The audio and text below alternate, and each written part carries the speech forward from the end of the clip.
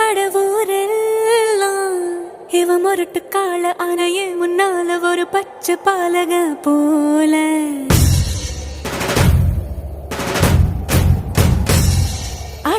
அடநாடெல்லாம் பிடிவாதக்கார ஆன வந்து பாருங்க வீட்டில் கண்ணு குட்டி போல